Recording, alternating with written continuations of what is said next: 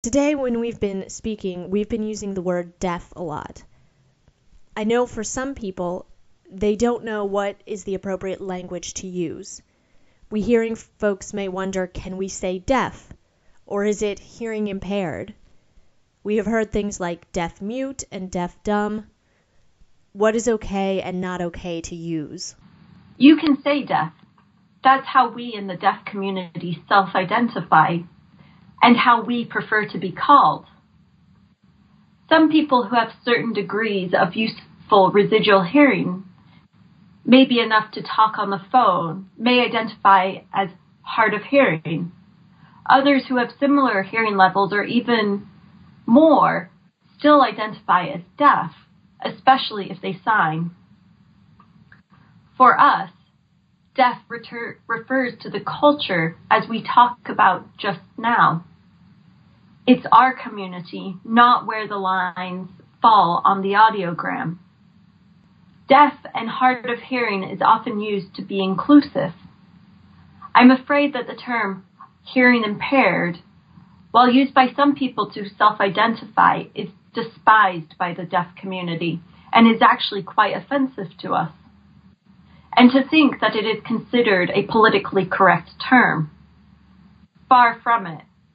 It certainly did not arise from the deaf community. We don't consider ourselves impaired. There's nothing wrong with hearing differently or not at all. Hearing isn't just that important to most of us. Certainly not a major life activity. The HI term, hearing impaired, is very negative, implying that we're broken, need fixing, and says that we aren't hearing instead of we are deaf. Deaf and dumb and deaf mute are outdated and erroneous terms. Deaf people can speak, whether in the wider sense of using language, including sign language, or in the oral vocal sense. Just because you have difficulty understanding us doesn't mean we can't speak. While most Westerners understand that deaf people speak differently because they don't hear speech enough to replicate it, in some cultures, such as Cambodia, awareness is so lacking that many in the general public think that deaf people are physically unable to vocalize due to the lack of tongue or a uvula or who knows what anatomy. Yes, I said uvula. That's the thing that hangs down in the back of your throat. There are parts of the world where it is widely thought that deaf people don't have that and so can't speak. They don't even realize that deaf people can't hear. Once in Cambodia, a waitress passed by our table, hearing me laugh, and immediately accused me of not being deaf after all, which of course caused me to laugh again, further confirming her diagnosis. That said, there are some deaf people who are reclaiming the term deaf-mute in order to emphasize their identity as people who use sign language, not spoken language. This is not widespread, though, and you shouldn't use the term unless a deaf person has specifically told you that they identify as deaf-mute and that you should refer to them as being deaf-mute as well. You didn't mention the term hearing loss, but I'd like to bring it up as well. While some deaf and hard of hearing people have lost their hearing, that is, they used to be able to hear more and now they don't, many deaf and hard of hearing people were born that way and so have never experienced a loss of hearing at all. How can you lose what you've never had? Besides, hearing loss sounds so negative and tragic. For many of us, it's not a loss in any sense of the word. Not only have we never had it, but it's just not a value. Hearing level is much more a neutral term and one I use on the rare occasions that it comes up. Culturally sensitive audiologists will talk about one's hearing level, not hearing loss. By the way, it's not considered an appropriate topic of conversation. We certainly don't sit around talking about our hearing levels.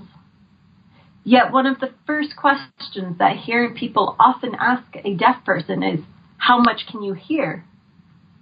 I get that they're probably just trying to figure out how to communicate. But to deaf people, the question seems an odd one at best, and actually rather personal and nosy.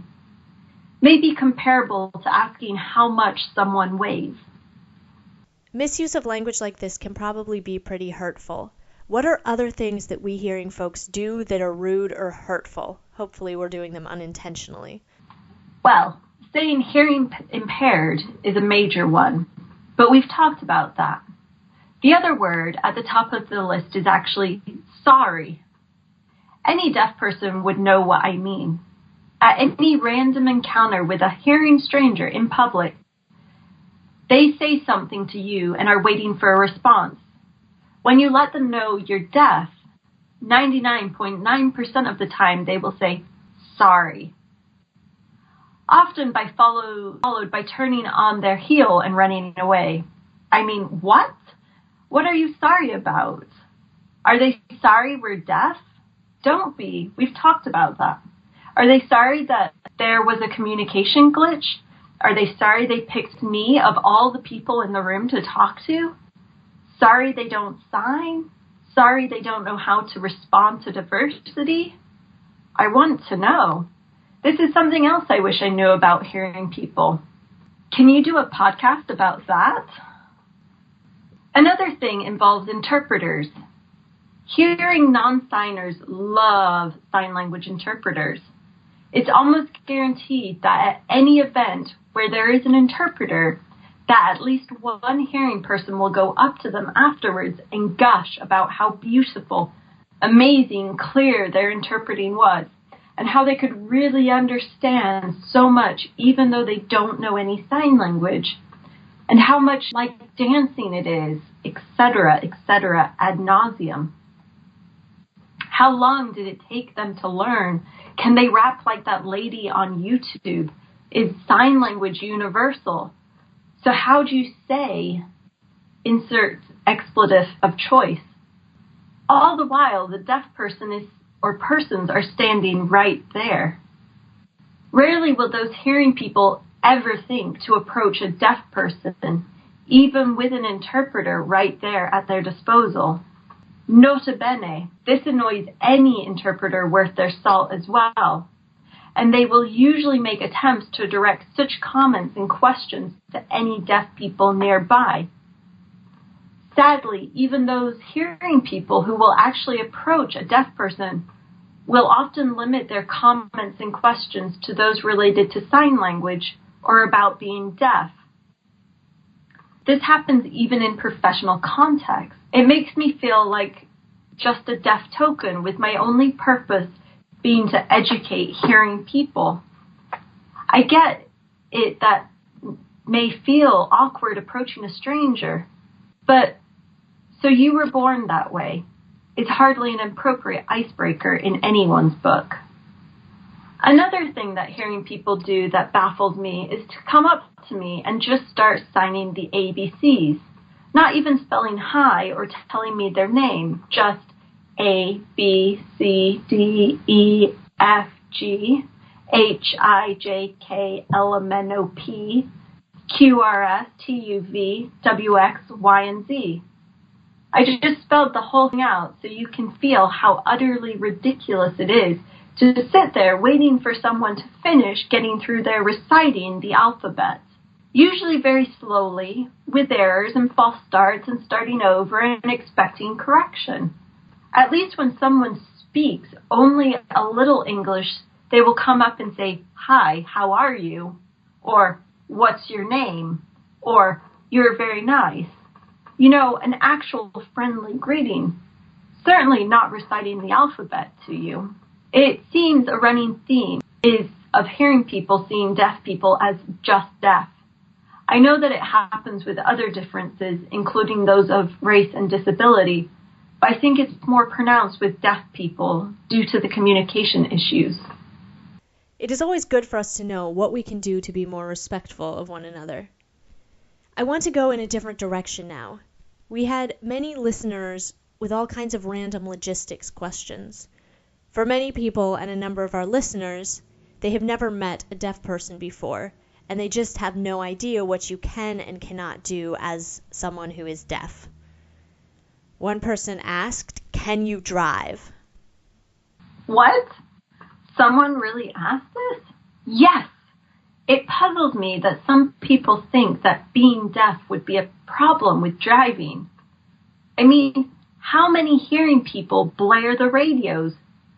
Driving is 100% visual. But what about sirens, you say? As far as I know, anything on the road that has a siren also has flashing lights. Actually, statistics show that deaf drivers have safer driving records than the general public. Someone asked, "Do you know how to drive a manual?" If so, they're wondering how you know when to shift gears. I actually prefer standard shift. I like to be in control. I learned to drive on a 1971 Volkswagen van, stick shift, 4 on the floor. And until this question came up, I don't think I've ever consciously realized that hearing people depend on hearing to know when to shift gears. You feel when to shift, obviously, vibrations. Someone else asked, "How do you get up in the morning?" For most of us, we require a blaring alarm to get out of bed. I'm so sorry you have to wake up to a blaring alarm clock. That seems terrible. I'm such a natural early bird that I don't own an alarm clock. There are alarm clocks with vibrating attachments to put under the mattress that will shake your bed and half the house for good measures, or make a light flash. I truly despise alarms. Lots of deaf people and hearing people use them, though, as you said. And I haven't since the early 90s because I just wake up plenty early on my own. On the rare occasion when I need insurance, like for an early flight or train these days, I'll put my phone under my pillow and set a vibrating alarm. That works for me. Yes, I know you shouldn't sleep with your brain so close to a cell phone, but it's really only very occasionally. An old-fashioned trick that I use as well is to just drink a massive glass of water at bedtime, guaranteed to wake you after a few hours. When my cat was young, she was also an excellent alarm. Being an early bird myself, I didn't mind her request for breakfast at dawn. Some deaf people have service dogs trained to alert them to sounds, including alarms. So they may have a conventional audio alarm clock and leave it to their dog to wake them up. Incidentally, my cat does alert me to sounds at home. She's so clingy, she's always at my side, if not on top of me, and is so curious that she will respond to sounds and lead me to their source, better than a doorbell, except for when she's taking a nap. So when you're napping like your cat, when you dream, are people around you speaking or signing? And if they're speaking, can you hear and understand them? I have dreamt in all the languages I know, spoken and signed, but usually dream in no language at all, like telepathy. I've had dreams where people are speaking and I couldn't understand them, like in real life, but also when I could understand every word somehow. I don't know if you'd call it hearing, but it wasn't speech reading, and even speak back fluently in French, which I can read but don't speak or hardly even write, and I don't know the rules of pronunciation. But in that dream, I was speaking perfect fluent French. C'est vrai? Dreaming in a new language is a milestone in language learning. It's gotten into your brain enough to appear in your subconscious. One person writes, "If you are alone in a house,